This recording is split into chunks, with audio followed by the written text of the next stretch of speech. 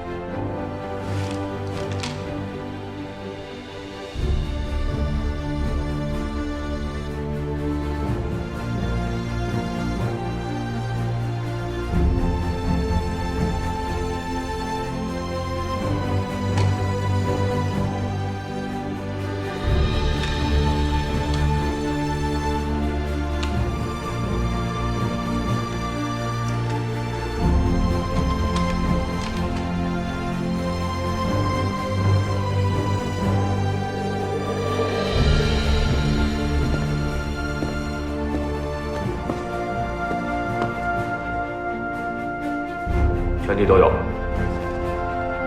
戴帽。敬礼。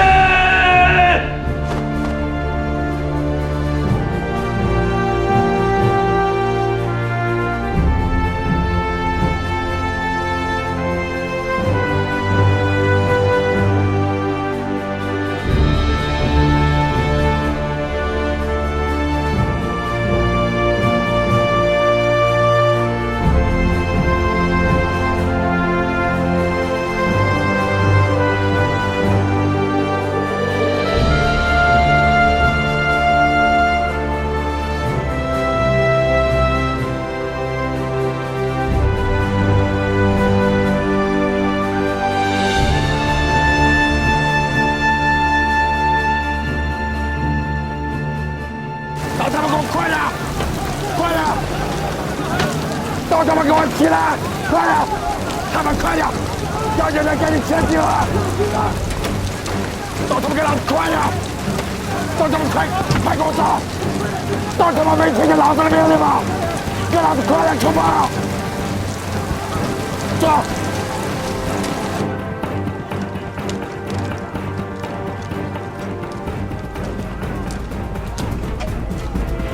司令，都给我出去！是。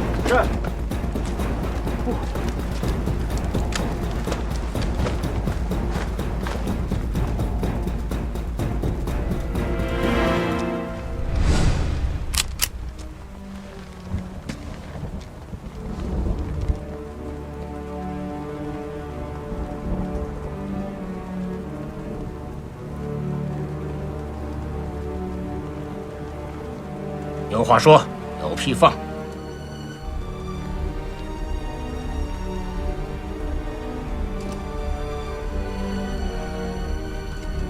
账房昨天中午到的松江，一天不到2次遇刺，而且2次都是动用的水母暗杀组，2次都是由东家做的饵。东家还好吧？现在是我在问你，账房的事情，天知、地知。我知一副官职，还有一个人就是你，不是你装庭凤漏的风，还他妈有谁？那你还等什么？动手啊！我要你跟我说实话。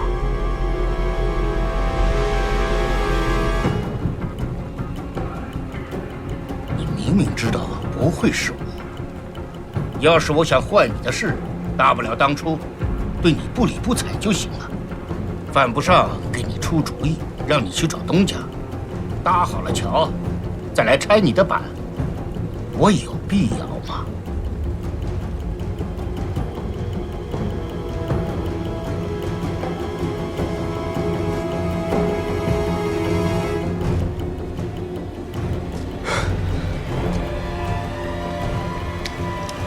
司令，除了庄老，就剩我了。司令！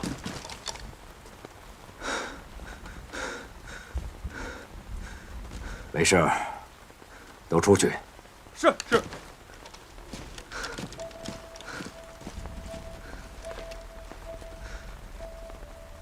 你跟了我这么多年，用不着拿命来表忠诚。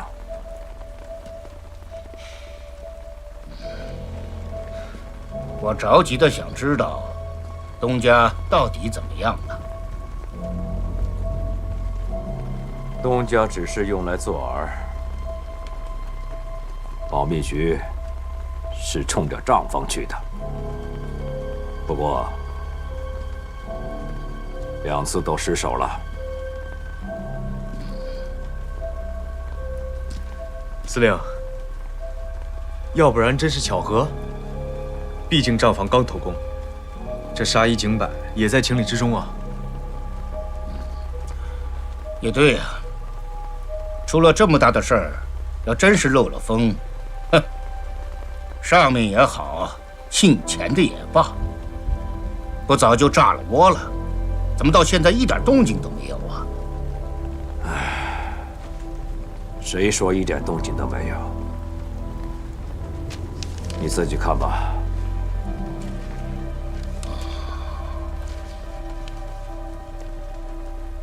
马上天就要塌下来了。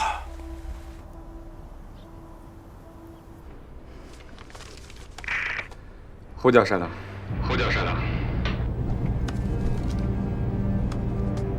喂，是我，请讲。师傅在吗？在，什么事儿？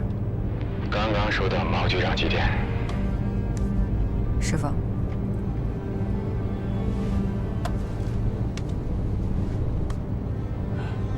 说。园丁，防虫工作为何一再失败？望自省。现10号车厢改赴衡州令已下达，行动正式开启第2阶段，务必做害虫归巢，以保大局。黄元凤，电报完毕。我知道了。师傅，接下来你有什么安排？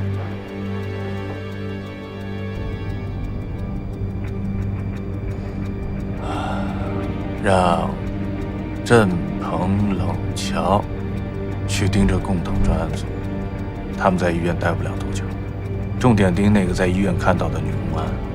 有任何问题，马上汇报。是。那我呢？知道莱恩斯芯片公司吗？知道，瑞士人开的，全松江最好的光学晶片公司。今天下午，共党专案组会派人去这家公司预约最好的光学师傅，上门调试步枪瞄准镜。你去把这个预约的详细信息查出来。是。泰勒西电访。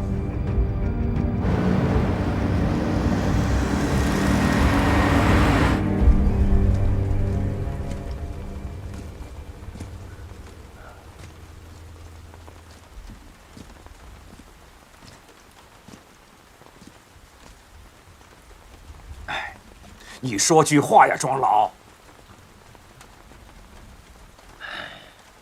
你要我说什么呢？打从南撤起，我就一直很担心，老蒋这个驱狼吞虎的计策。现在果不其然，2日之内，2议其令，把我们都赶到衡州城边了，狐狸尾巴也露出来了。我就问你一件事。你能不能劝动廖杰？你要我劝什么？劝什么？我只是一个空头司令，我能挡得住这份军令吗？啊！现在，除非廖杰站到我这边来，你去找廖杰，只要他点个头，我马上就可以召开作战会议。在会上，我会提出，现在救援衡州的时机不成熟。只要他带头表个态，支持我，违抗军令的责任我来担，总可以了吧？唐司令，我的话他要是肯听，咱们就不用那么费事了。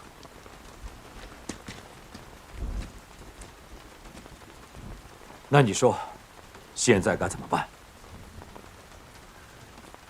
如来真佛，只有一尊。东家。账房不是找不到东家了吗？再说了，就算找到了，廖杰和东家不是已经翻了脸，断绝了关系吗？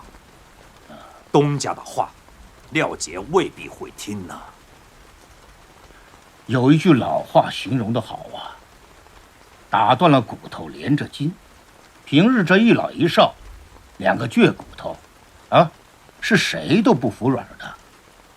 可是，一到大难临头这个节骨眼上，这儿子还是儿子，老子还是老子。唐司令，咱们算算，他们是不是已经翻脸3年了？有件事儿，你不要不相信。我告诉你，廖杰的这儿有样东西，都已经3年了，从来就没有离开过。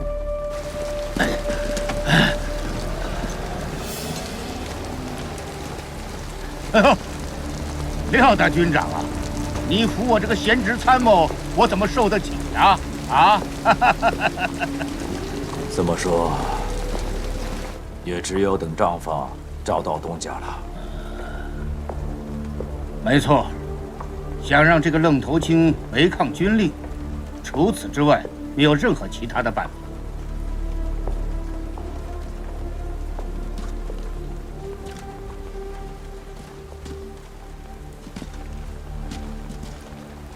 叶副官，哟，告诉账房，救援衡州的作战会议，我可以拖到今天晚上再开。但是，在此之前，他必须要找到东家，带回东家给廖杰的话，否则，一旦廖杰主战，我就是有天大的本事，也阻挡不了。和共军在衡州城下你死我活了。是。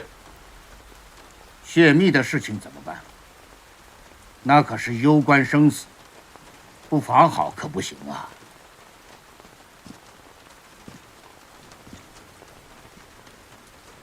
你去找76师的邓师长，就说是我说的，叫他借一部电台，以后这一部就不要用了。是，我这就去。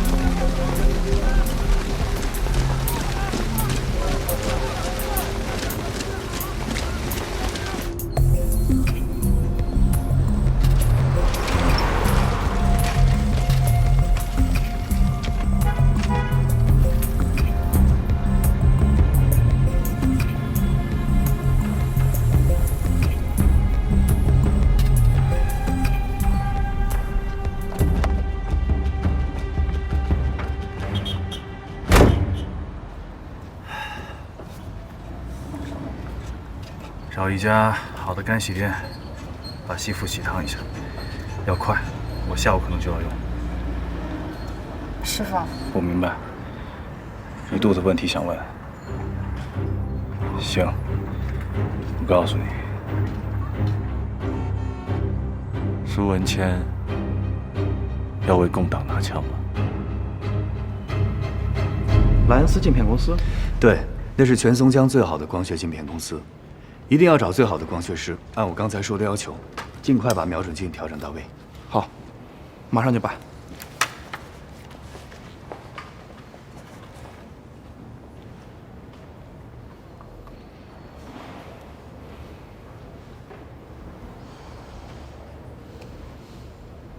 欢迎回归。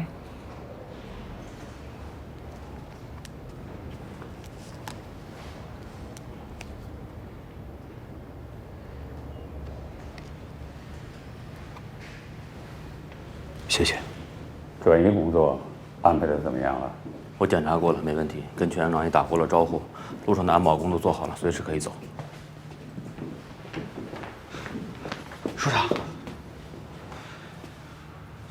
啊，对不起啊。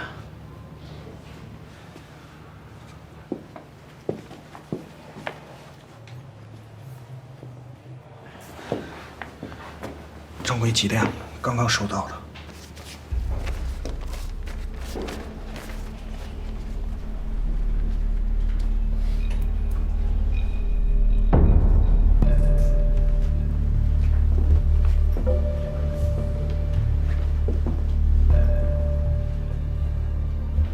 易先生，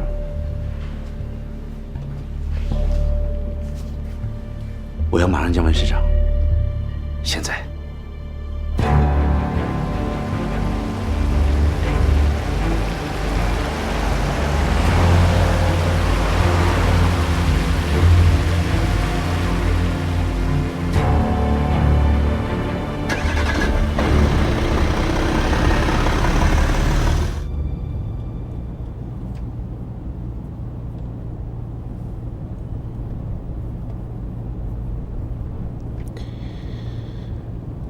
我干这一行10几年，只有一次失手了。3年前刺杀秦鹤年，是因为秦鹤年的秘书居然提前得到了消息，替他死了。事后我去追查，我发现唯一可能泄密的地方，就是当时局里电讯处的一个女电信员。他偷看到了只有局长级别才能看到的一份绝密暗杀计划，并且给秦家打了电话。如果秦鹤年的秘书是共党，那这个电讯员就是他的下线。这个女的知道自己会暴露，在行动之后就消失得无影无踪。我也是事后看了他档案的照片，知道他是谁吗？您是说，和师叔在一起的那个女的就是？一开始我也觉得巧啊，可是苏文谦他开了枪，破了自己3年前的誓言，然后去了趟钟楼和共产党解释案情，我觉得顺理成章。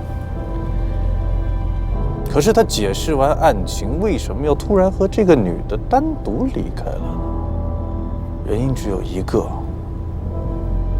说明这个女人和当年的案件有着直接的关系。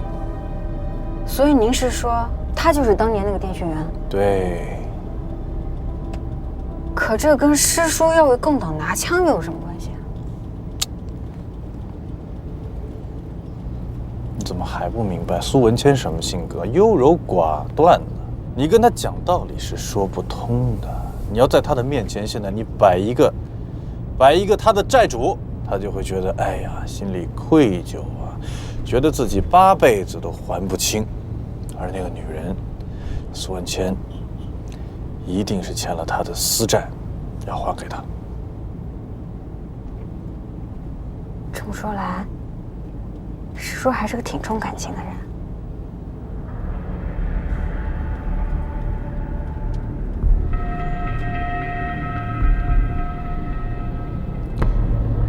狙击手只有任务，没有感情。是。那镜片公司又是？一般的狙击手呢，都习惯用普通的瞄准镜，可是苏文谦他喜欢把瞄准镜改成4.5倍。他既然要拿枪，他就要去找光学专家改装他的瞄准镜。哦，对了，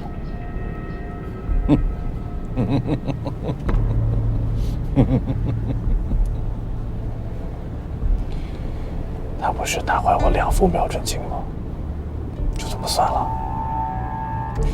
就算他不知道是我，打个5折，也得还我1半吧。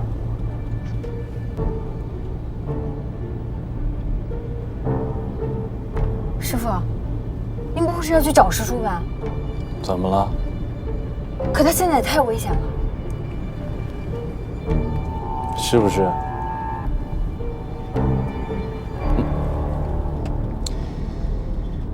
我不跟他当面锣对面鼓，难道我眼睁睁地看着他苏文谦去投共了？他才跟共党在一起搅和多长时间？我呢，10多年搭档，我不比共产党更有资格把他拉回来吗？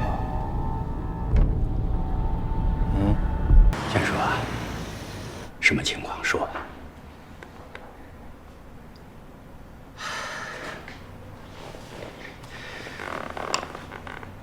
对不起啊，柯弟兄，昨天晚上我跟你说谎了。其实，第10兵团唐思远要的，远远不仅是 B 站。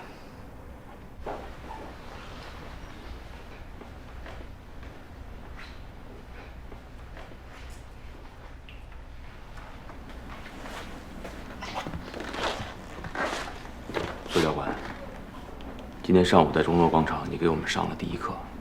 现在还有时间，给大家再讲讲吧。对呀，苏教官，你给咱们讲讲吧。是啊，苏教官，跟我们说说，给我们讲讲吧。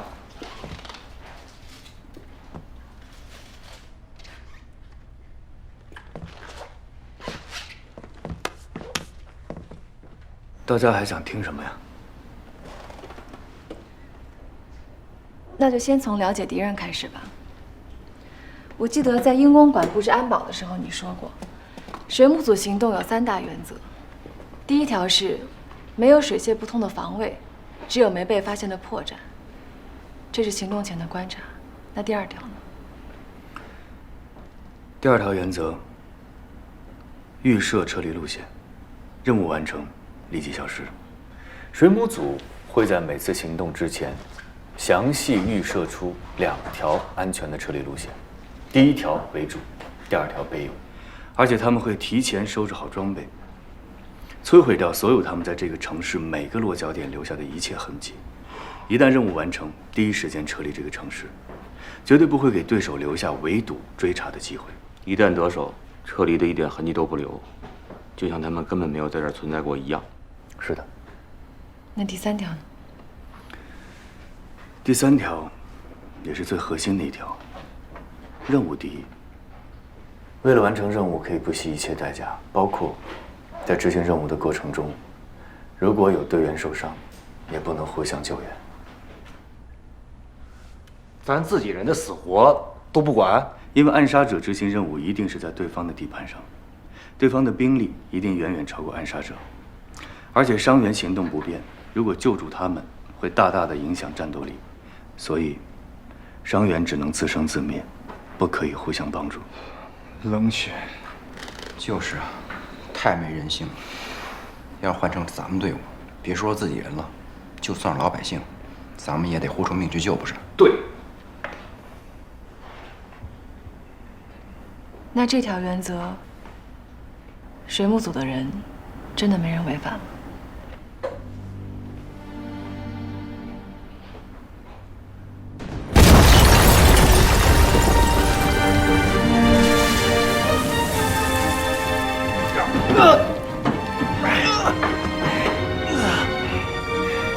怎么样？死不了。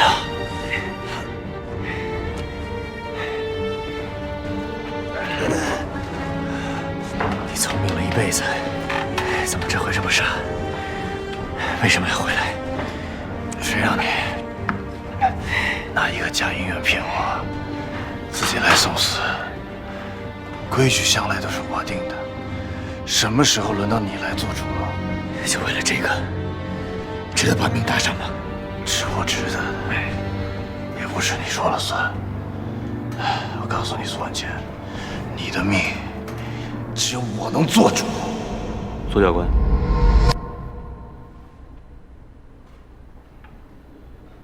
没有。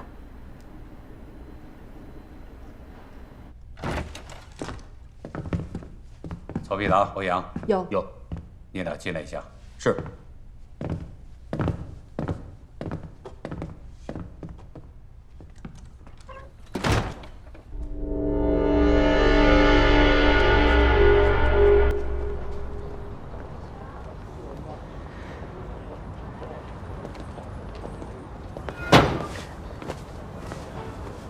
实在对不起，如果不是别人先有预约，我一定先把您的样品感知出来。没事儿，做生意嘛，总要有先来后到的。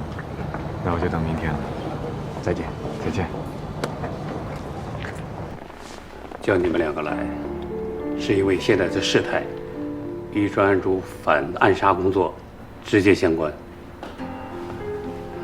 经市长批准，同意让你们了解有关情况，共同商讨应对的措施。下面你们将听到的，事关前线我军战局重大变化。明白？明白。建叔啊，时间紧迫，开门见山吧。好的。1周前，我赴两湖地区筹粮期间，国民党第10兵团司令唐思远通过少将高参庄廷凤找到了我，表达了要率部起义的意愿。第10兵团，10万大军，这太好了。但是实现起来并不简单。10万大军改旗易帜，这本来就不是件容易的事情。更何况，第10兵团内部情况非常复杂，派系林立，主要分成为3个派别。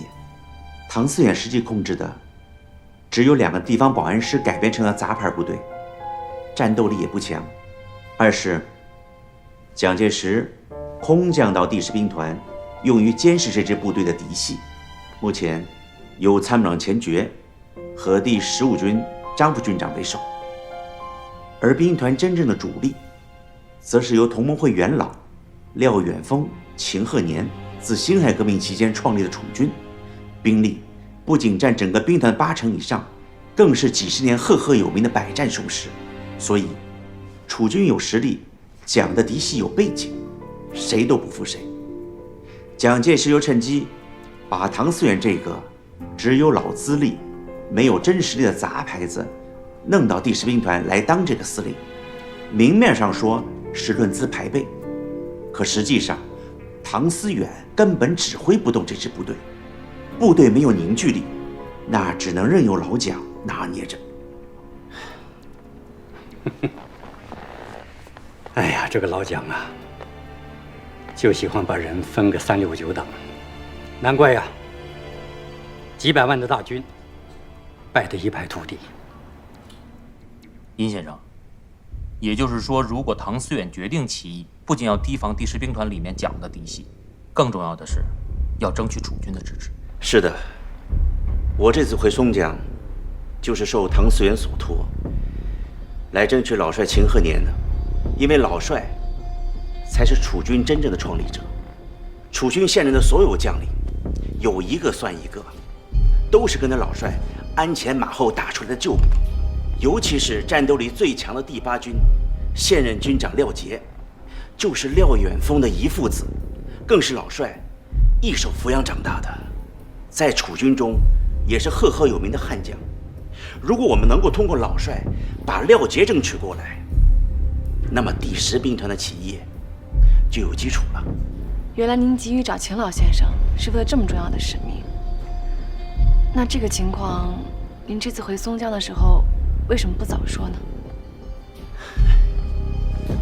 是这样，这个唐司令啊，是打着如意算盘，他是不见兔子不撒鹰啊。现在解放大军席卷南下，国民党眼看就要完蛋了，他当然想替自己谋个后路啊。但是他又怕自己的2个杂牌师起义换不来足够好的条件，所以在我临出门之前，他专门设立的条件，除非先争取到老帅的支持，促成整个兵团起义，并由此在共产党这边为他自己交换到不低于原来的官职，那他才肯干。原来如此。唐思远的如意算盘暂且不论，但重要的是，从昨天到今天，短短2天时间，第10兵团就发生了急剧的变化。这个变化极有可能影响到我南下大军的整个作战部署。照这么说，如果第10兵团驰援衡州，双方开战打了起来，和平起义就没希望了。不仅如此啊，更为关键的是，横江大地晋江现在已经进入了1年1度的大汛期，而衡州就是横江大堤的唯一钥匙。如果不赶在洪峰到来之前拿下衡州，我解放大军南下，必将陷入进退维谷的被动局面。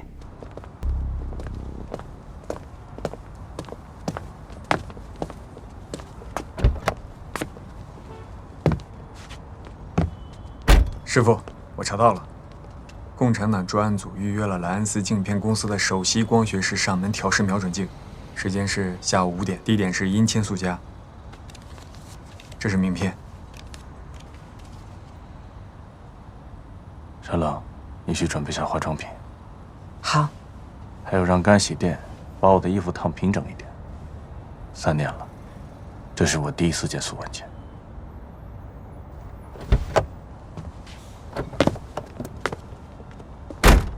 开车，我们回去还有很多事情要准备。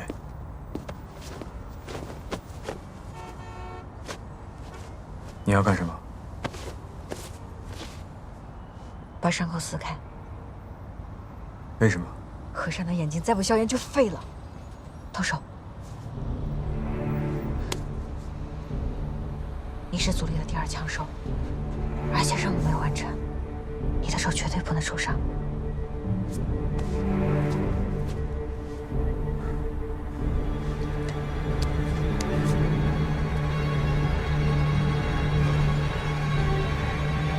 燃着点。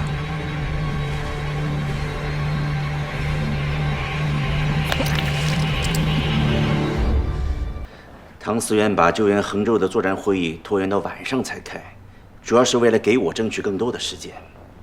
如果在会议之前，我还拿不到老帅的主和态度，那么以廖杰的军人脾气，主战的可能性就非常之大。而一旦廖杰主战的话，那么所有储蓄的将领都会以他马首是瞻。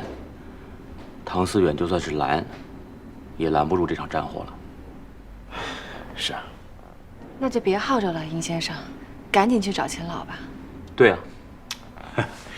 问题是，那位秦老先生根本不愿意见他。秦鹤年尽管在国民党内长期与蒋介石不和，而屡遭排斥，早在10几年前就一怒之下辞职下野了。但他一直以中山先生的追随者、三民主义的忠实信徒自居。而且，自他带兵之日起啊，就给楚军定了铁规矩，那就是打死不投降，也是让他接受，并且促成他遗属缔造的楚军起义，投向我党。这个弯儿恐怕不好转了。别说是整个楚军了，殷先生的父亲是秦鹤年当时组建楚军的老战友，殷先生本人也是他得意门生。自从殷先生加入我们新政府以后，秦鹤年就和他断绝了师生关系，甚至连电话都不接了。他是铁了心的视我为三民主义的叛徒啊！哎呀，比这些更麻烦的是，楚军的战与和取决于廖杰，而秦鹤年与廖杰早在3年前就已经断绝了父子关系了。这两父子啊，都是少见的倔脾气。3年前，全面内战爆发之初，就是因为廖杰坚决执行军令要去打内战，而老帅则是坚决反对的一战。父子两个就此闹翻，从此再也没说过一句话。那既然这个秦老先生不接您的电话，又和廖杰断绝了父子关系，也拒绝接受我党，那第10兵团起义这个事儿找秦老先生不是死路一条吗？是啊，当初我是有这个顾虑的，但是庄廷凤他不这么认为。这个庄廷凤是楚军创立之初只有28个人，他就是其中之一。他是老帅铁尔戈尔中的铁尔戈尔，过去曾任第8军军长，因为反对内战，所以被蒋介石夺了实权。之前您说过，是庄廷凤帮唐思远跟您牵的线。这么说来，庄廷凤就是楚军中力主起义的代表了。也不能这么说，因为庄廷凤这个人，他根本就没有倾向。要说他的原则，那就只有一个原则：一切唯老帅之命是从。那他的意思呢？庄廷凤跟我说2句话。第一句，30年的父子情，打断骨头连着筋。第2句，老帅一生中最重的就是袍泽之情，所以他绝对不会置楚军于生死于不顾。说得好啊！看来这个张廷凤还算是明白。可现在的问题是，老帅不肯接我电话呀。唐思远那儿又再拖不下去了，你说这怎么办呢？柯弟兄啊，要不这样行不行？你好歹也是一市之长，能不能屈尊一下，上门拜访？说不定老帅会给你几分面子呢。你太高看我了，也太小瞧那个老先生的倔脾气了。记得松江刚刚解放，蒋介石是打算把所有能用的人都带到台湾去，秦鹤年的名字就排在第1位。那个时候我们就打算通过地下党反复做他的争取工作，让他去北平，可是人家根本不理嘛。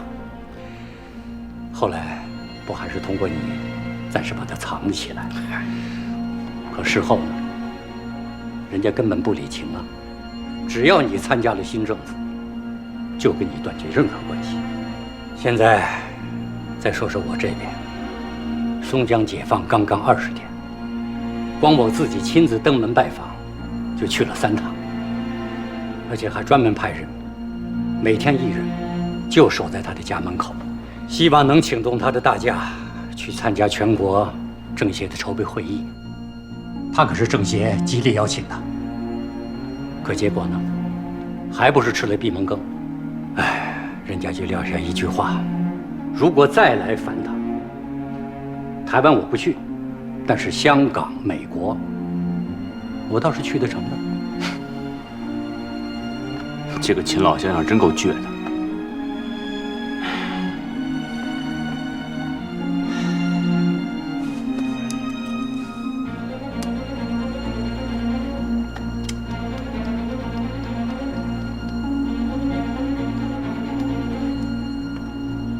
要不让我试试？喂，你好，请问要哪里？喂，你好，请问要哪里？喂，你好，请问要哪里？喂，你好，请问要哪里？喂，你好，请问要哪里？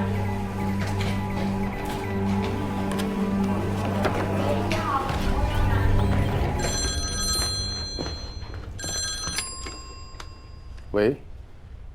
哦，你好，你好。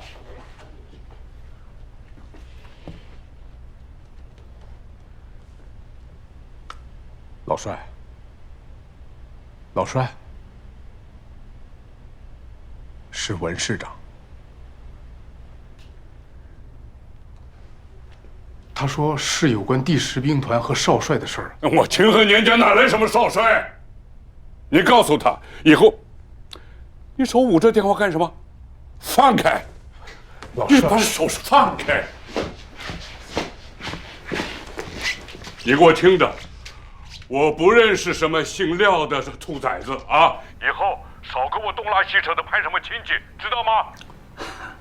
秦老，我知道你不愿意接听我的电话，但是我这有个人想跟你说几句，行吗？你爱拜哪尊佛就拜哪尊佛去吧，我没工夫搭理你，就这样好吗？秦老先生，您好。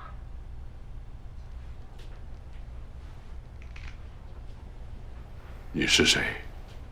我是谁不重要，但是我想占用您1分钟的时间，给您背几句诗。诗？什么诗啊？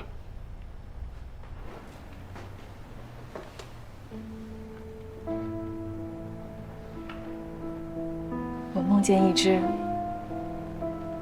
孤独的海鸥，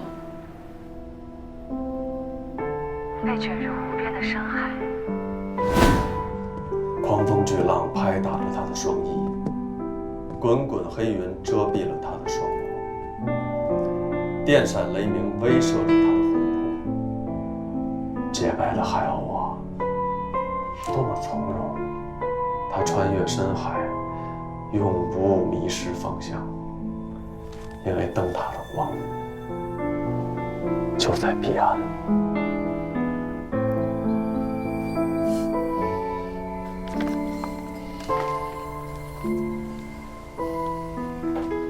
这是你写的，喜欢吗？送给你的。喜欢。唉，可是我带不走，只能记在心里。没关系，我能帮你保存着，反正它早晚是你的。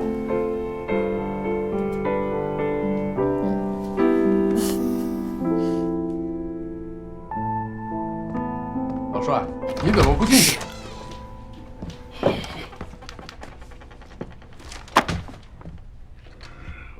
我什么也没看见啊。我什么也没看见。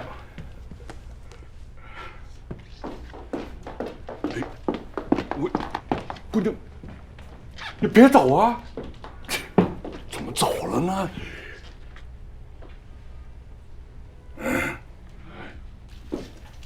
老帅，您怎么这么快就回来了？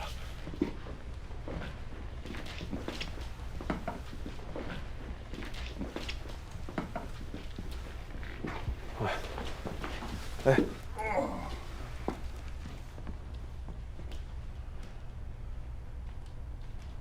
写的不错呀，哎。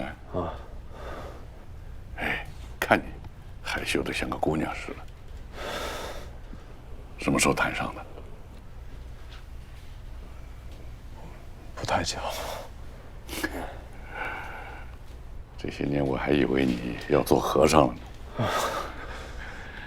你们是认真的？是。认真的就好。认真了以后，我们就是一家人了。哎，你下次再把他带来。这一下子跑了，我还没看清他长什么样呢。哎，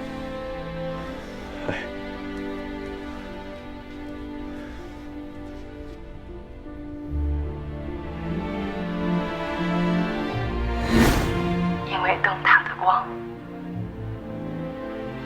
就在彼岸。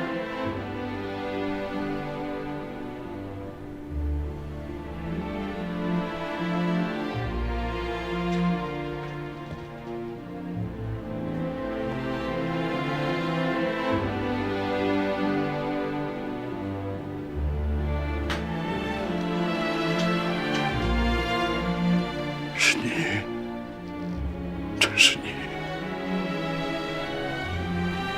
是我。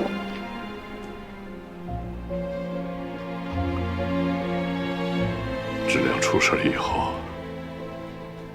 我一直在找你，到处打听，就是没有消息。当年的事情一言难尽。如果有机会的话，我想见面跟您解释。那你现在在哪儿？我派车去接你。我自己来。不用了，我正想去当面拜访您呢。不过在这之前，有一件事情必须要向您说明。好，说吧，只管说。我是一名中国共产党的党员。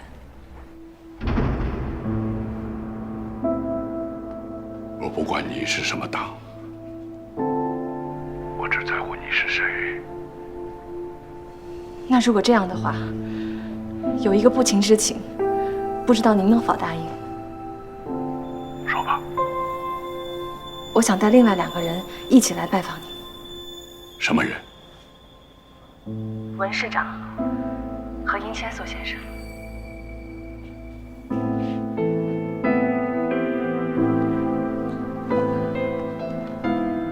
钱老先生，我知道我这个请求非常的冒昧，但是他们真的有非常非常重要的事情需要面见您。这关系着您一手缔造的楚军全体将士的前途安危。庄廷凤将军曾跟殷先生说过，您最重袍泽之情，绝不会置楚军弟兄的生死于不顾。我也相信，如果您还心念着知亮的故人之情，那么同样的，您也不会忘记前线即将深陷战火的8万楚军。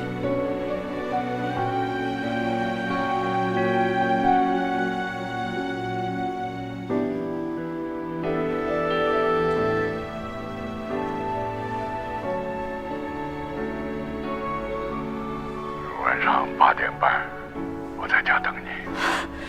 谢谢，谢谢秦老。记住，别人来不来我不在乎，我想见的只是你。我知道，我们一定会准时到的。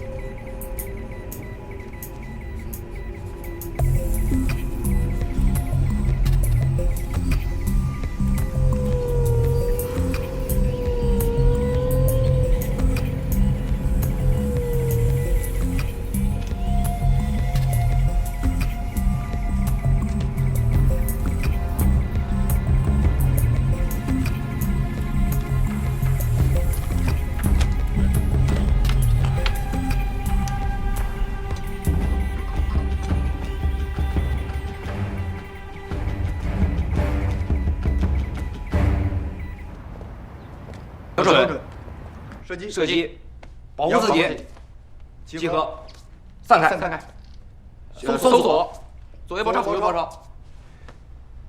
保护。这个是这是待命。哦，待命。你们记住，明白？你们这是干什么呢？啊，组长、副组长，苏教官教我们新招的行动手势。行动手势什么意思啊？是这样，他们以前会的手势都是打野战用的，动作太大，含义太明确，在城市反暗杀中容易被对手一眼就看出来。我给他们重新编了一套手势，而且和以前水母组用的完全不一样。对呀，这套手势啊，又好学又好记，只要5根手指轻轻动几下，旁边的人根本注意不到，咱自己的人呐，一眼就明白，是管用。那这么管用，我们俩是不是得学学？应该吧？好办，组长、副组长，俺大武现在就教你们啊！来，跟我学啊！瞄准，发射。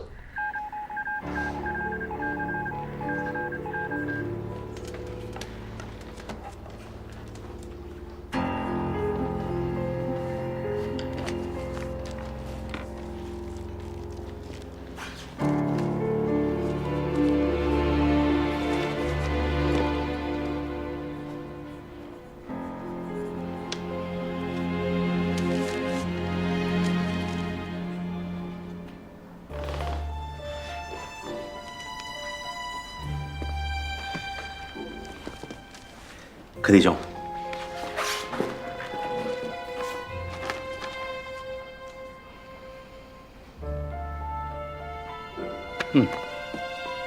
根据我们的建议，唐思源已下令，以抢时间为名，部队连夜行军到30里铺再扎营，这样他最迟可以拖到晚上11点再召开救衡州的作战会议。我们跟秦鹤年约的是8点半，2个半小时，时间应该够。另外，唐思源也说，没有泄密的可能，但是我们还是不得不防啊。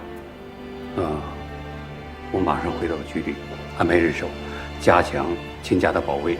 另外，我再把今天晚上去秦家的路线全面摸排一下，确保万无一失。2点钟方向发现可疑人员，准备就绪。10点钟方向再度发现可疑人员，我已准备就绪。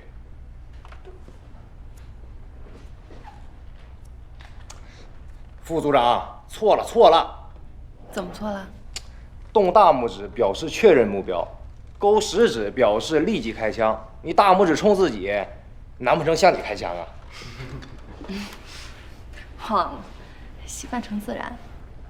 我们每个人都习惯拿大拇指代表自己，所以我们用大拇指代表目标去下达发射指令，这样是最不容易被察觉的。听见了吧，副组长？下回出任务的时候，可千万别用大拇指冲自己了啊！那我要真指自己，你们还真打我啊？那可不，苏教官说了，指哪儿打哪儿，绝不犹豫。继续。何必达，有全体准备，10分钟后护送殷先生回家。是。准备吧。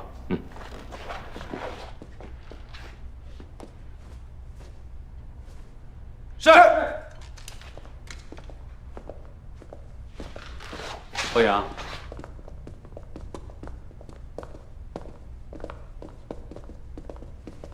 我记得你跟我说过，3年前在秦家，秦和年只是略微给你打了半个照片，可能记不得你的样子了。有可能。灯塔那本诗集，曹必达让人带给我了，锁在我办公室的抽屉里。这是钥匙，诗集是杨志亮留给你的，你自己保留。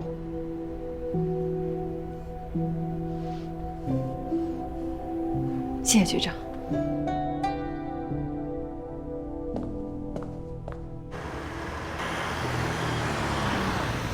是您叫的车吗？啊，是我。哎，上车。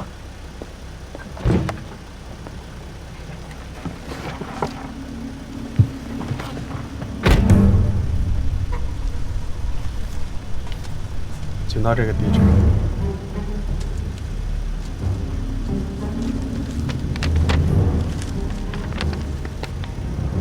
先生，请坐好，咱们出发。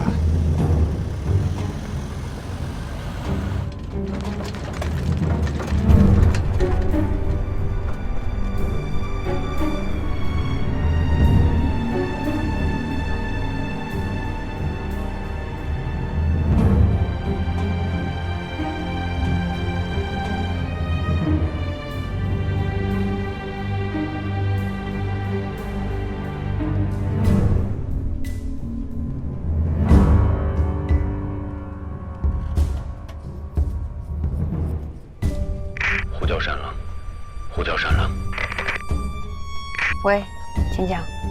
电话局内线报告，下午4点左右，共党给秦和年家去了一个很长、很奇怪的电话。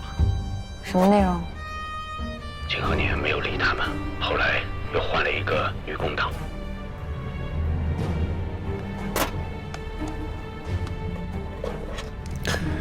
什么女共党？说什么了？没说名字，听声音很年轻，就给秦和年念了几句诗。诗？什么诗？那些没听懂，只记得大概是孤独的海鸥、大海、乌云、暴雨之类的。然后呢？奇怪的是，秦和年显然并不认识这个女人，但是等他念完诗以后，居然就知道她是谁了，而且还答应晚上8点半，让这个女人带着师长和尹建素到秦家见面。哦，对了，秦和年和这个女人的对话中还提到一个名字，叫什么？质量的。秦和年好像因为这个名字挺看重这个女人的。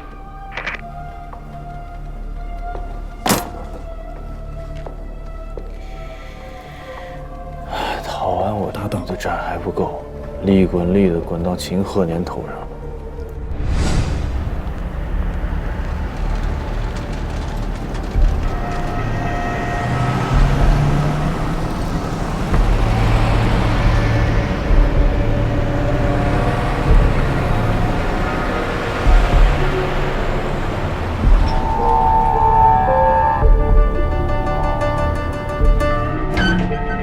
师傅，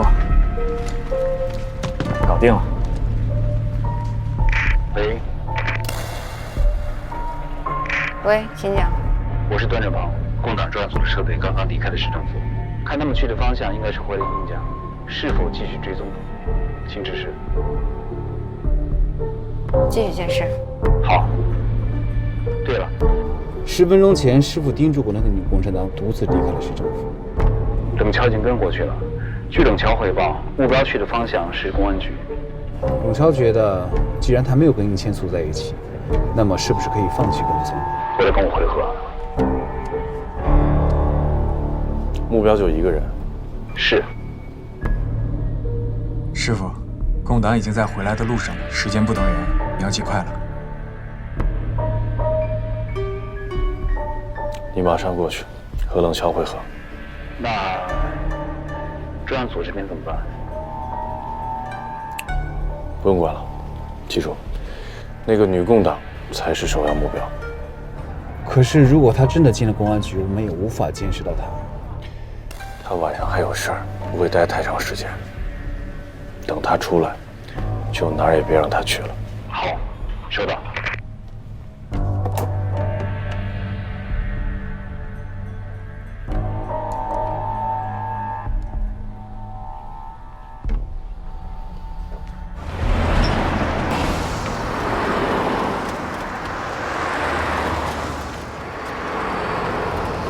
关于殷先生的特殊使命，就先跟你介绍到这儿。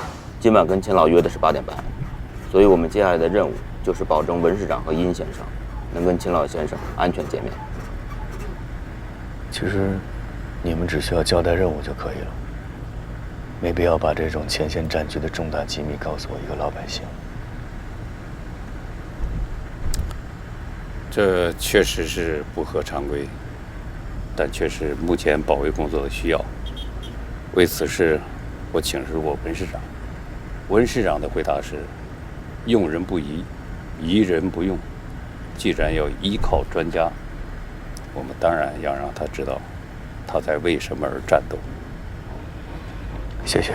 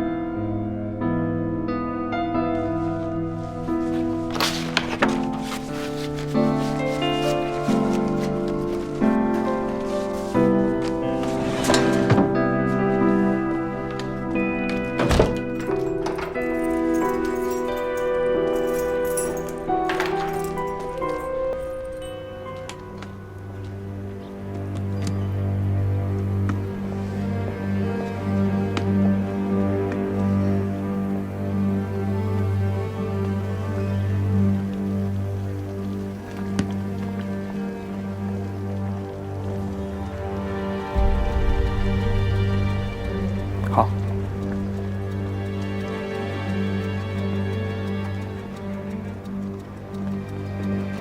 谢谢您的配合，委屈您了。里面请吧。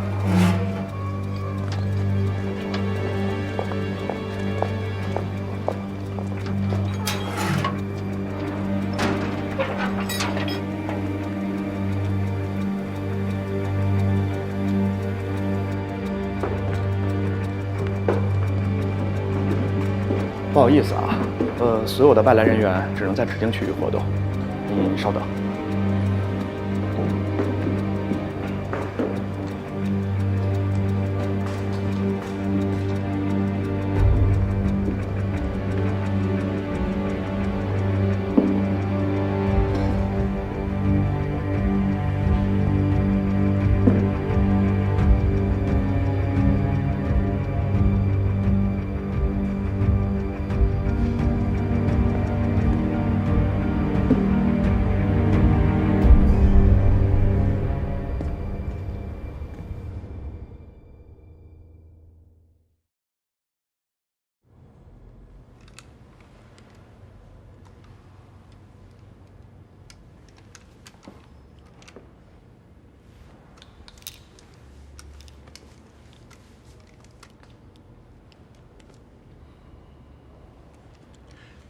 所以就是你刚才说的这些东西吗？对，所有的改装要求就是我刚才说的这些，您看你能做到吗？没问题，可以。哎，您这是干什么呀？我带回去改装。对不起啊，瞄准镜呢属于武器装备，不方便您带回去，还是麻烦您在这改装吧。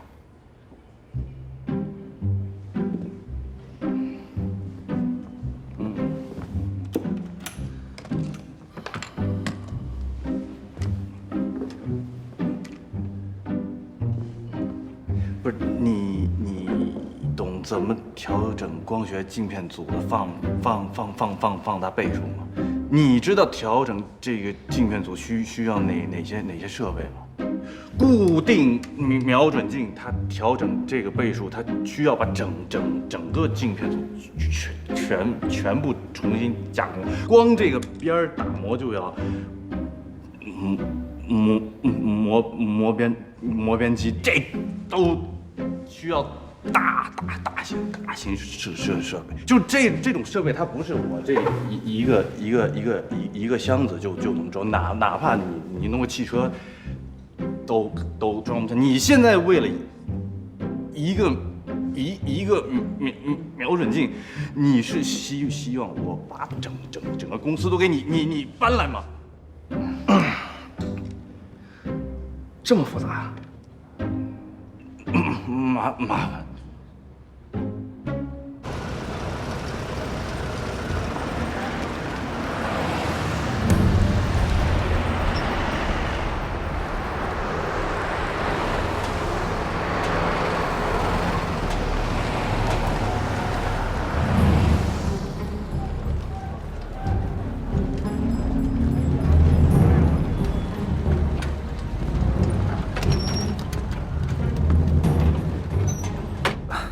那要不这样吧，我等我们领导回来，我向他请示一下。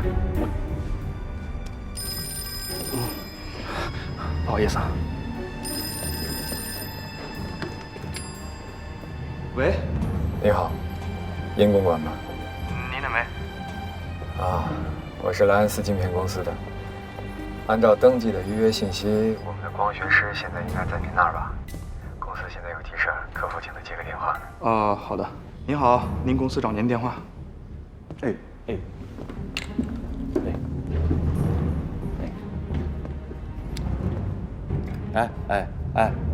生，红光眼镜店刚刚来电，想订一批紧急的订单，量很大，而且要求1周内就交货。他们老板马上就到，请您尽快赶回来面谈。好呀，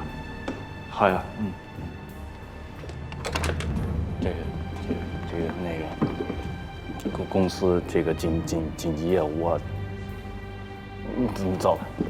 不是，那这瞄准镜，你两种选择，你要不然你现在给我今天晚上帮你弄好，明天早上你来拿，要不然就是你们考虑好1周以后再给我送过来。1周，这么久？公司规定就是这紧急业务，就除了今晚之外就是一周，我们最大的客户必须先救了别人。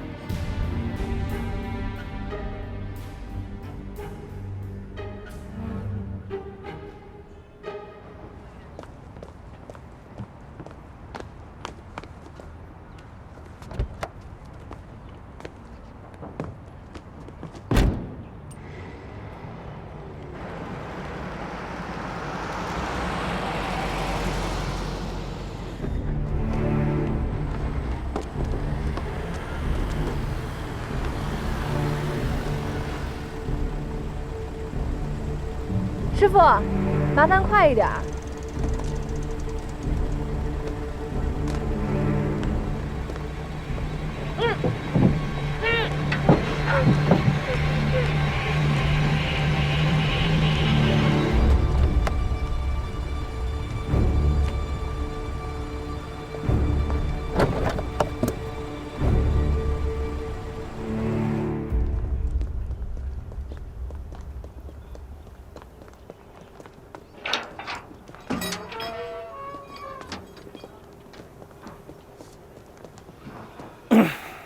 那就说好了，明天一早我到您公司去取改装好的瞄准镜。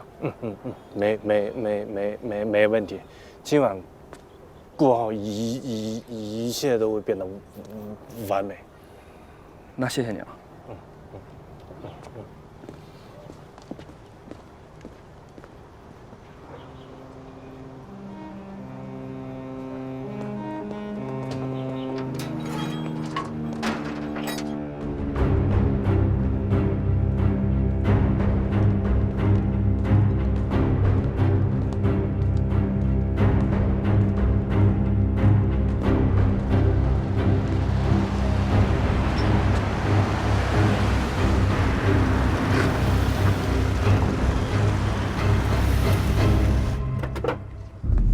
师傅，您回来了。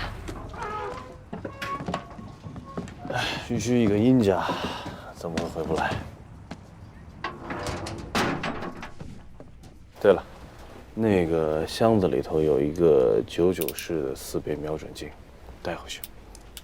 就当苏文谦陪我的。是。哦，师傅，郑鹏跟冷桥刚刚报告，那个女功能的事已经办好了。是不是？太好了！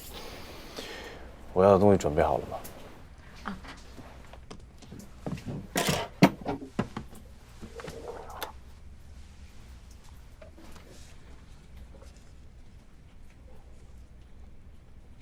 通知下去，今天晚上按照我吩咐的，各自行动。是师傅，你也小心点儿。小心什么？我去会我老搭档。高兴还来不及呢。螺边机，对，他还说需要一堆大型设备，好多专业名词我也不懂。我一想，瞄准镜也不是什么真正的武器，就让他带回去改装了。这种编倍镜片组，像莱恩斯这样的大公司不可能没有现货。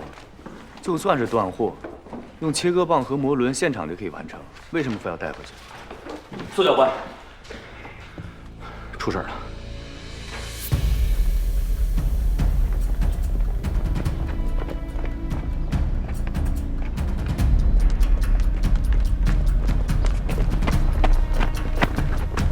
1分钟之前有辆出租车把他扔到了街对面就跑了，这是从他身上发现的。莱恩斯镜片公司光学室。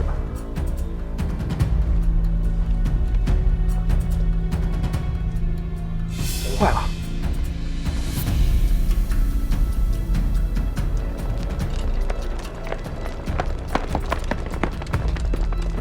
听我说啊，江子老三带人留守，其他人分散追。是。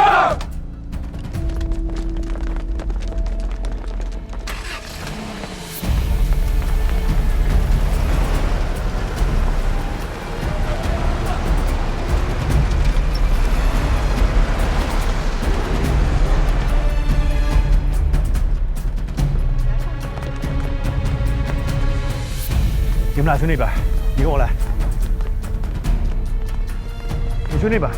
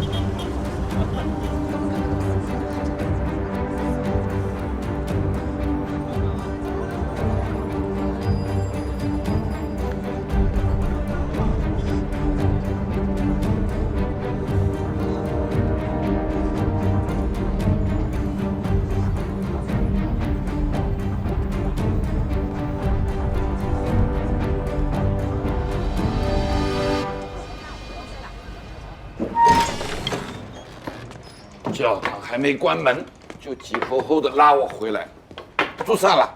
放心呀，为了今天的事情，上帝会原谅你的。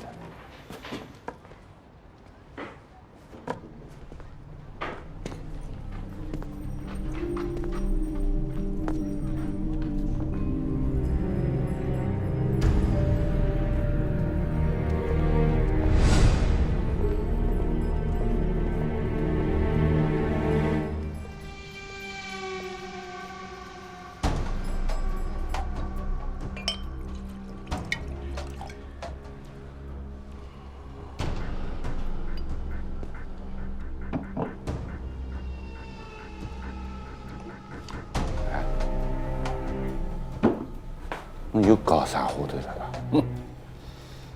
你朝思暮想的那个人啊，马上就要出现。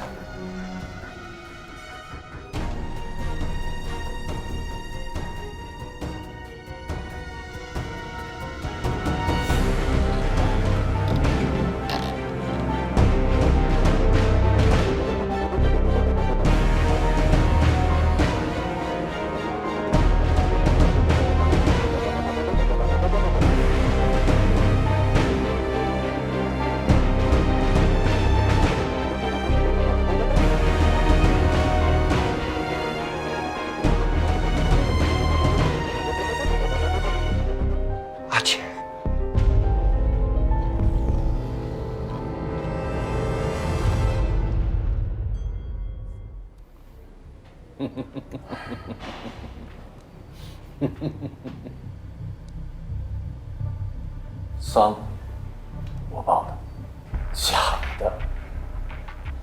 人我带回来了，活的。将功抵过，功大于过。3年了，我们3个人又聚在一起。干一杯！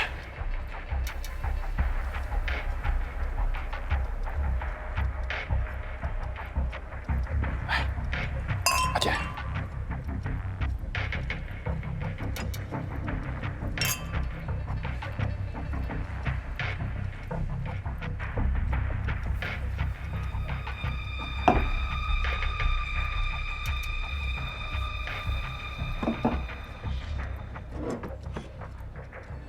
这些年，您都还好吧？好，你没事就好啊。才3年，你看看。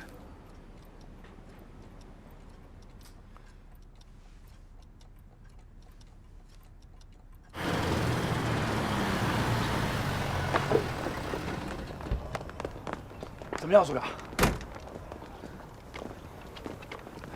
其他人都回来了，就差你和苏教官了。苏教官还没回来吗？